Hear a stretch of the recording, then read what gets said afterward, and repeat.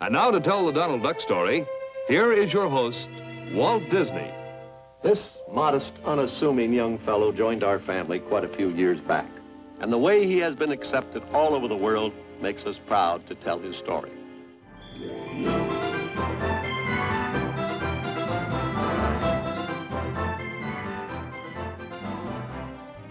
In the 1939 cartoon, The Autograph Hound, Donald Duck tries to crash a Hollywood studio to collect the signatures of his favorite stars, including Mickey Rooney and little Shirley Temple.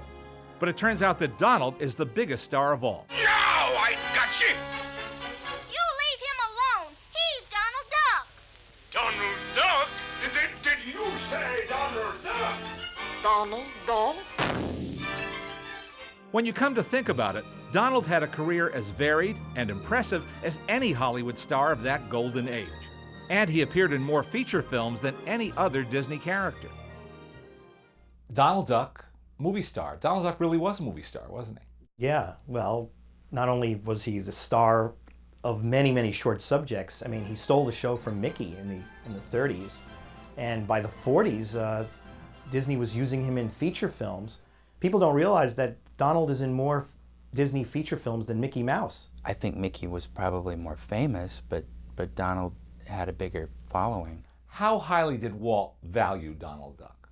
Walt called Donald the Gable of our stable, referring to Clark Gable was the biggest star on the MGM lot, so on the Disney lot it was Donald Duck. They could be a little less reverent with him than with some of their other characters. As Mickey's popularity gained in the 30s, he was such the symbol of the Disney company that they couldn't have him do certain things. He couldn't be quite the bad boy that he was in the late 20s and early 30s. And that really fell to Donald. Donald's character was perfect for that. You know, they introduced a character who had a temper, who could get mad, who could talk back, who could say things that Mickey couldn't say. Oh, shut up. And they could beat him up a lot, and nobody cared.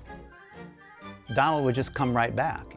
And there's a poignancy to it as well. Like, Donald can get knocked about, but then he's sort of an everyman. He's suffering, you know. Donald really represented the average American with his frustrations. I can't understand a word you say. Beat it.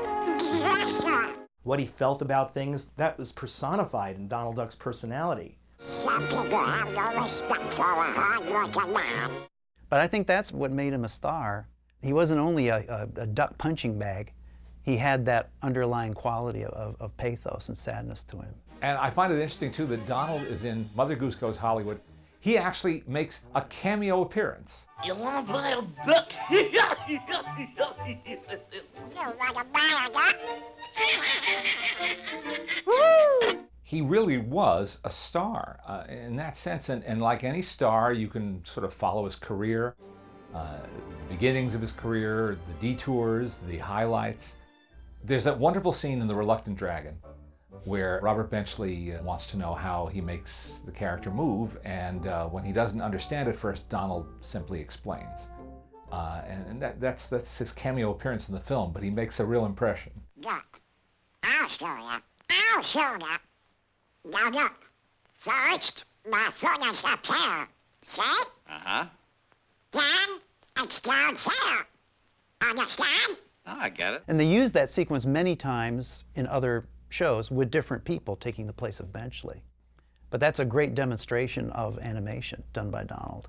Clarence Nash made an appearance in the film as well, with Florence Gill quacking on camera. The way they set it up, where he was going to be an opera star and he was spraying that stuff from the back of his throat, and then he got up and started singing like Donald.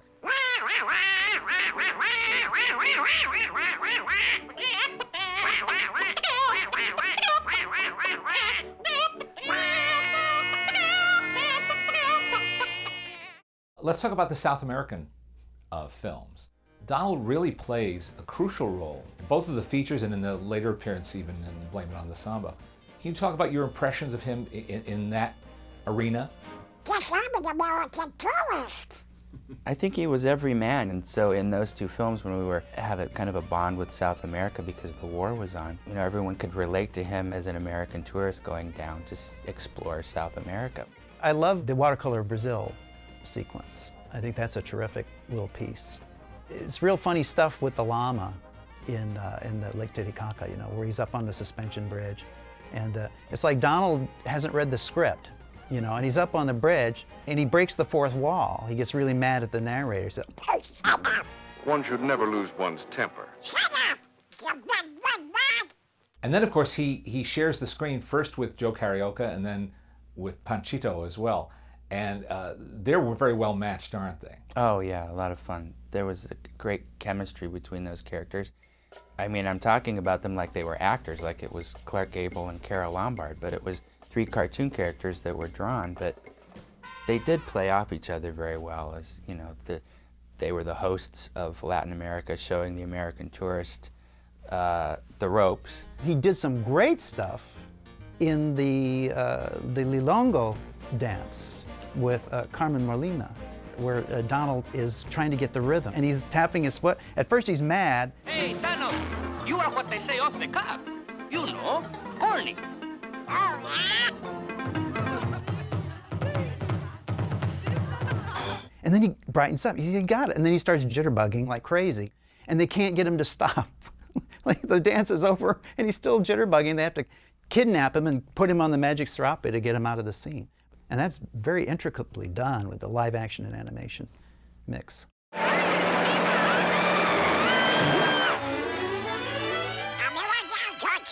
He is quite a wolf, isn't he? He is, yeah, and he's a duck. And I remember as a kid worrying about, what about Daisy? Because, you know, well, Daisy's back home, and what's he doing? You know, but he's a duck that's a wolf.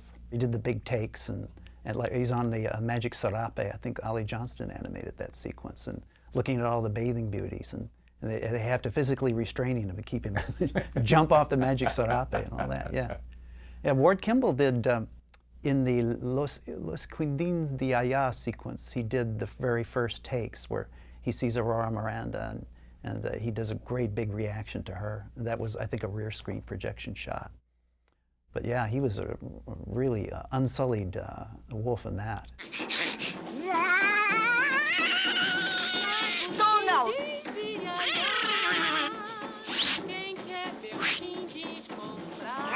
Muito obrigado. Donald, I guess, proved to be more versatile than maybe even Walt and the animators and storymen anticipated. Because at first, when you look at the earliest Donald Duck cartoons, it's just about anger, isn't it? It's just that squawk and that temper. But then they found other facets and other colors to Donald. And it was a group effort between Clarence Nash, who was the original voice, Jack Hanna, who was doing the shorts at the time, and Walt. They all worked together. They didn't just do the story and then bring in Ducky to do the lines. And he would come in and look at the boards, and really, Donald is Jack Hanna and Clarence Nash. You know, Mickey's Walt. Clarence got better. You know, if you look at some of the really early 30s stuff, it's pretty unintelligible. But by the time he got to Three Caballeros, I think it's very clear. What do you feel about my hair? Tell me the truth. Oh, swell! Marvelous! Romance! Mickey and the Beanstalk was actually in the works long before it finally turned up in the feature film called Fun and Fancy Free. It's a very funny, very entertaining little film. And Donald gets most of the laughs, doesn't he? He's very effective in the poverty sequence, where they're dividing one bean, or you know, and making little tiny paper-thin slices of it. And he absolutely loses it. You know, he's starving so much that he goes wild. Shut up! I can't stand it!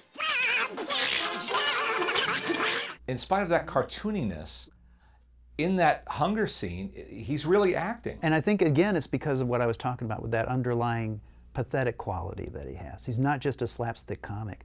We identify with him because he suffers. And every once in a while, he takes that suffering seriously on himself. That's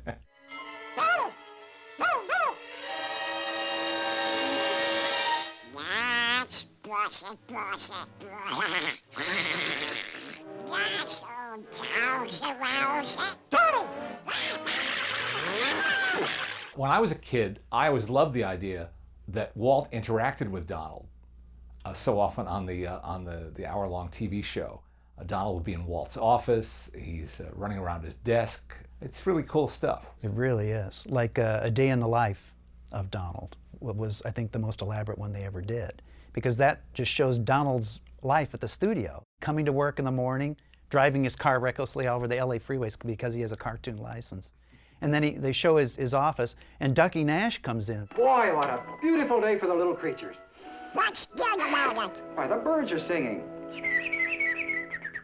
Meets the Mouseketeers, does a lot of intricate live-action animation interrelating, like they even put a little set of mouse ears on his head. We would like to make you an honorary member of the Mouseketeers. Thank you, fellas.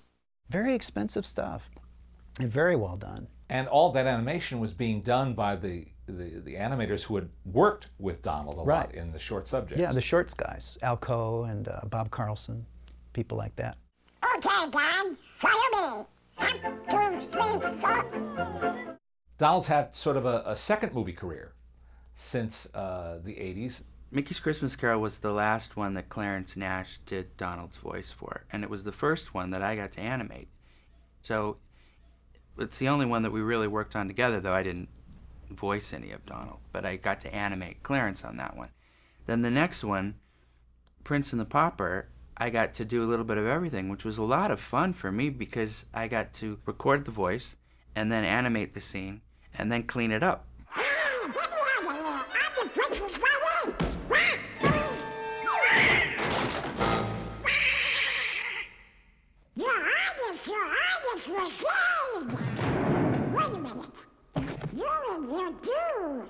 Who Framed Roger Rabbit, of course, was a landmark in many ways, but most especially for Donald. The main sequence with Donald was the piano duet with Donald Duck and Daffy, because that was such a big deal in that picture, was to put Warner Brothers characters with Disney characters. Joe Ranft and I, we storyboarded that whole thing. So Joe and I came up with the piano duet. Let's talk about Three Musketeers a little bit. I think that film is just delightful. Yeah, I think it's a fun movie. It's well done. The characters, they all look good. They all sound good. The story works. And Donald is versatile. But now here he's in a Dickens and a Mark Twain, and then in an Alexander Dumas piece, and it works. It fits. I really got to do a whole lot more with him in Fantasia 2000, where I worked on the Noah's Ark thing, and did a whole sequence where he's on a bungee cord of animals, like dangling from the Ark, and the crabs crawl up on his rear end and pinch him, and then he flies back up into the Ark. And I did a sequence where the Ark's leaking, and he runs in and almost slips and falls down, and that was a lot of fun to do, just those few little scenes. I think that was a great thing that they did in Fantasia 2000 to give Donald his own segment, because Fantasia 2000 is kind of an addition to, a flip side of the original Fantasia. And of course, Mickey has a famous scene in that film.